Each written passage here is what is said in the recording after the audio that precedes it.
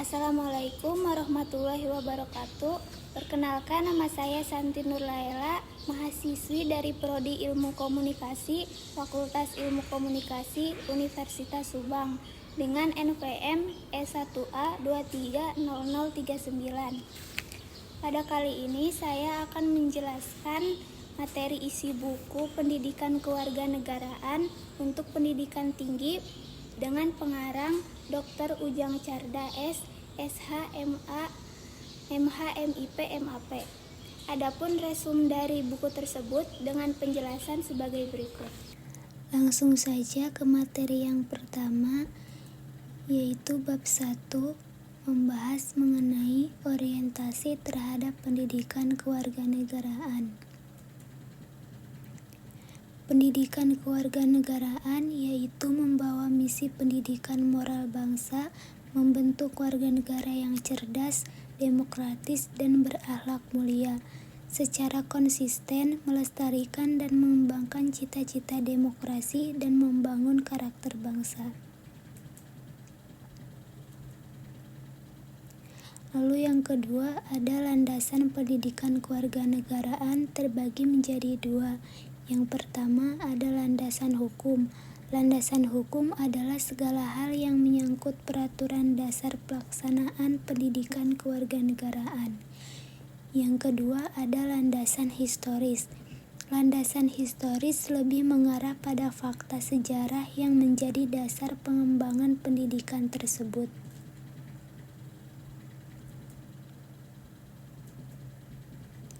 Selanjutnya, bab 2 memahami identitas nasional sebagai bangsa Indonesia.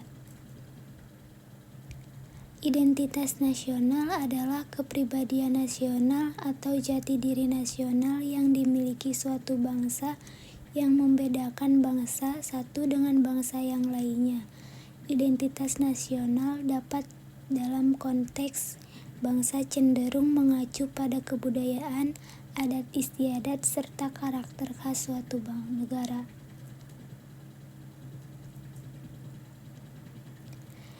Yang kedua ada unsur-unsur identitas nasional. Menurut Ubaidillah, secara umum terdapat beberapa unsur yang menjadi komponen identitas nasional. Di antaranya yaitu pola perilaku, lambang, alat perlengkapan, tujuan yang ingin dicapai. Yang terakhir ada faktor pembentuk identitas nasional yaitu faktor primordial, sakral, tokoh, kesediaan bersatu dalam perbedaan, sejarah, perkembangan ekonomi, dan kelembagaan.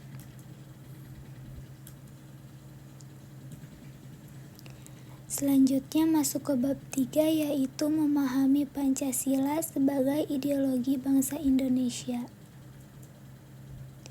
Ideologi merupakan cerminan cara berpikir orang atau masyarakat, membentuk masyarakat itu menuju cita-citanya. Ideologi adalah suatu yang harus dihayati hingga menjadi suatu keyakinan. Selanjutnya ada makna ideologi bagi bangsa Indonesia. Makna ideologi memiliki arti yang sangat penting bagi suatu negara, termasuk ideologi Pancasila bagi Indonesia. Suatu bangsa dan negara dapat berdiri kokoh dan tidak mudah terombang-ambing oleh pengaruh ideologi lain, serta mampu menghadapi persoalan yang ada.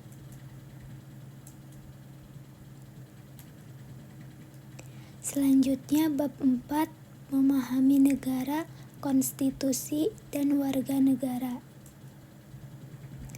Konstitusi adalah keseluruhan sistem ketatanegaraan suatu negara yang berupa kumpulan peraturan yang membentuk dan memerintah dalam pemerintahan suatu negara.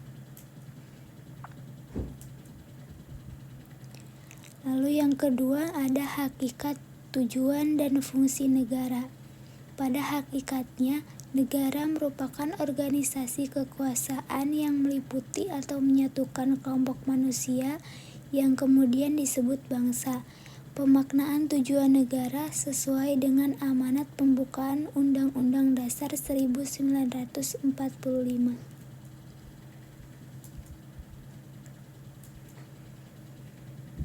Selanjutnya bab 5, memahami negara hukum, hak asasi manusia, dan demokrasi.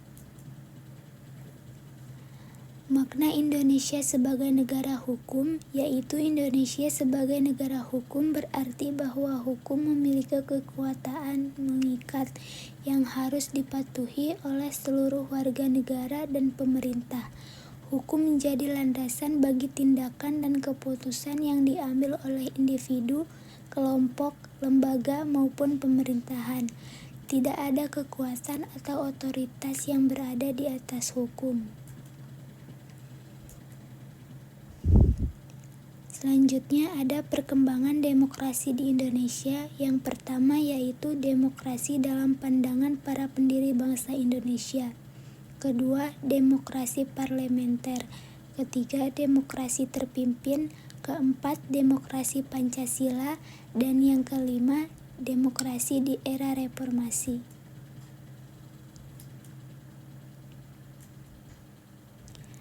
Bab 6, memahami wawasan Nusantara sebagai wawasan nasional Indonesia.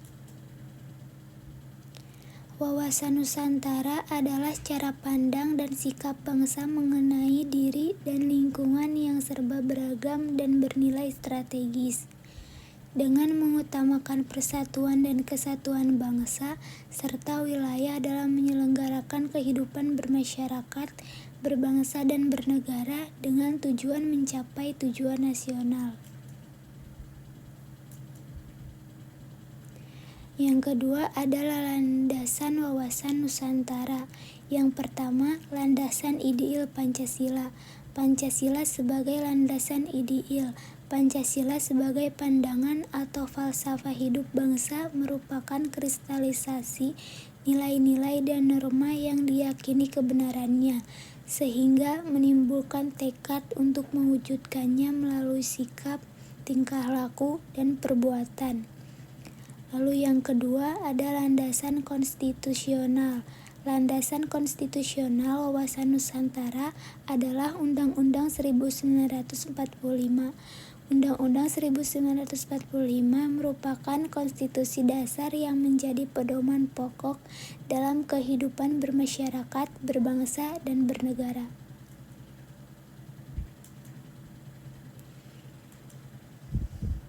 Yang terakhir, bab 7, memahami ketahanan nasional dan integritas nasional Indonesia. Integritas nasional adalah proses penyatuan berbagai suku, agama, budaya, dan daerah yang berbeda-beda menjadi satu kesatuan bangsa yang utuh dan berdaulat. Integritas nasional bertujuan untuk mempertahankan keutuhan dan keberlangsungan bangsa Indonesia sebagai sebuah negara yang berdaulat dan mandiri. Lalu yang kedua ada pengaruh ketahanan nasional. Yang pertama, pengaruh hak asasi manusia, pengaruh demokrasi, pengaruh lingkungan hidup, pengaruh aspek ketahanan nasional, pengaruh aspek pertahanan dan keamanan.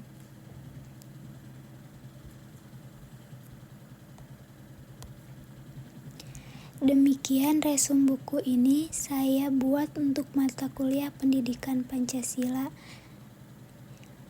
Wassalamualaikum warahmatullahi wabarakatuh.